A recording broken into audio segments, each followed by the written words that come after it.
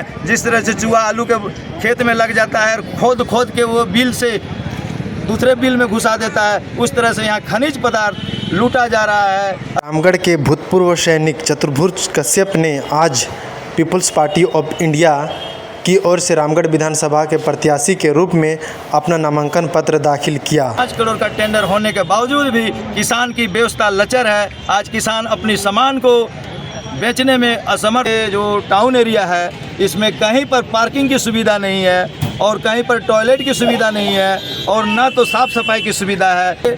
सबसे पहला उन लोगों को कृषि बाजार बनाया जाएगा जिसमें आसानी से किसान अपना सब्जी उत्पादन, चाहे आलू हो, वंशवाद को यहाँ से हटाना है। दूसरा मुद्दा है कि गरीब हो अमीर हो सबको समान अधिकार मिले, रोजगार मिले। भूतपूर्व सैनिक रह चुके हैं, राजनीति में आप क्यों आए हैं?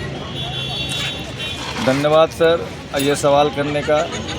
मेरा नाम भूतपूर्व सैनिक चतुर्भुज कश्यप है और मैं राजनीति में मैं आना नहीं चाहता था, लेकिन जब हम लोग देश के सेवा करते हैं ताकि हमारा देश, हमारा गांव, हमारा विधानसभा क्षेत्र सुरक्षित रहे और यहाँ हमारे जनता शांतिपूर्वक अमन चैन से निडर होकर के जीवन यापन करे और खुशहाल जीवन करे, लेकिन ये चीज़ हमको रामगढ़ में, इस रामगढ़ विधानसभा में आज देखने को नहीं मिल रहा है। यहाँ पर शोषण ही शोषण हो रहा है और डर डर के यहाँ पर जीना पड़ रहा है।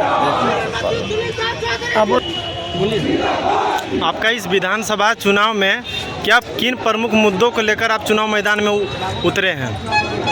मेरा पहला मुद्दा है कि वंशवाद को यहाँ से हटाना है। दूसरा मुद्दा है कि गरीब हो अमीर हो सबको समान अधिकार मिले, रोजगार मिले।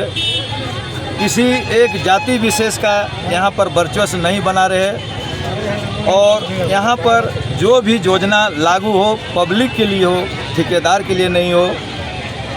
और आगे का मुद्दा है कि जो योजना के अंतर्गत जो चीज़ बनाया जाता है वो पब्लिक को आज तक उपयोग के लिए नहीं मिलता है, बना करके छोड़ दिया जाता है और वहाँ से फिर पता पर उसका डेमोलेशन फिर भरा जाता है, फिर दोबारा बनता है। ये सब यहाँ पर रामगढ़ में अधिकतर केवल ठेकेदारी हो रहा है। आप जीत के आते हैं रामगढ़ विधानसभा क्षेत्र से, तो आपका प्रमुख कार्य पहला क्या होगा?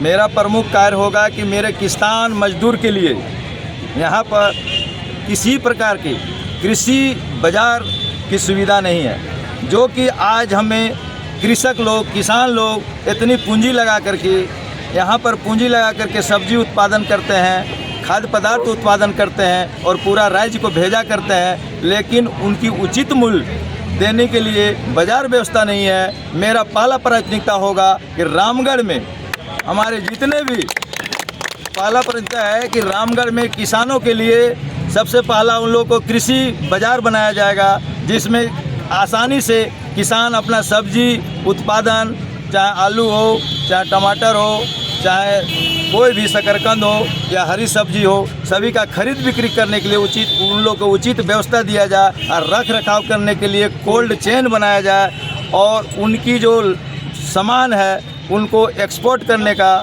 यहाँ से इंपोर्ट करने के लिए या निर्यात करने के लिए उनकी व्यवस्था बनाया जाएगा।